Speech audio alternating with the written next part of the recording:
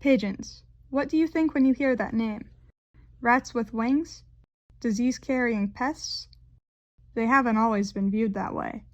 Since their domestication 10,000 years ago, the reputation of pigeons has faced a tragic fall from grace. Many of these once beloved animals are now some of the most hated birds, left feral and facing many problems on the streets. One problem pigeons face is string foot. Pigeons primarily stay on the ground throughout the day. Unfortunately, in urban areas, there are many unnatural materials that can cause harm.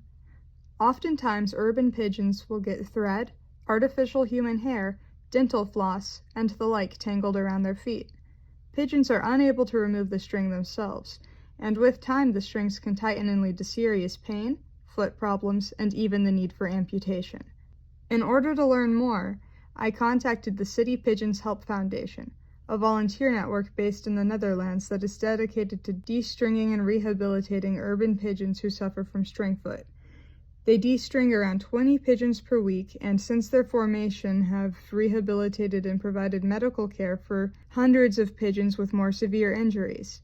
Even though not everyone has the resources to de-string pigeons, you can still support organizations like this, pick up litter, and raise awareness about the harm stringy materials can cause to pigeons and other birds.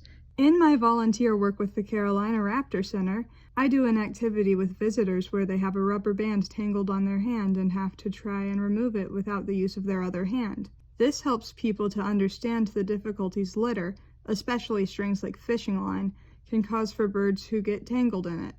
Though the Raptor Center isn't focused on pigeons, this activity helps people to understand the issue of string on a broader scale. Another problem many pigeons face is being raised by humans, then released into the wild without proper survival skills. Two practices that contribute to this problem are dove releases and pigeon racing. Dove releases are frivolous gestures used in events like weddings, often to add some sort of symbolic meaning to them. Dove release companies will use white pigeons or doves to set loose at events. Some dove release companies are better than others and will use trained homing pigeons, but regardless of whether they use the right kind of bird, they are still putting animals in danger for profit and entertainment. Pigeon racing is a practice that involves selectively breeding homing pigeons, then taking them away from their home to see how quickly they will return. Not only is this psychologically stressful for the animal, but these birds are dependent on humans and lack proper survival skills that feral pigeons have. Many of them don't make it home. Outside of those practices, there are people who will purchase pigeons without survival skills and release them into the wild because they think the birds will be happier wild and free.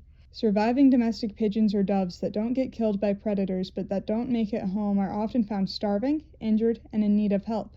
This brings up a new problem. What should we do with pigeons who have been rescued that do not have the same skills as feral pigeons necessary to survive in the wild long term? Fortunately, pigeons make excellent companion animals and, unlike most other birds that are kept as pets, they are domesticated. Many centers simply put down these birds, but fortunately, there are several pigeon and dove-friendly rescue centers that will help the birds recover and find homes for them. The Carolina Waterfowl Rescue is one such center in my local area. They have many non-releasable pigeons and doves in need of homes.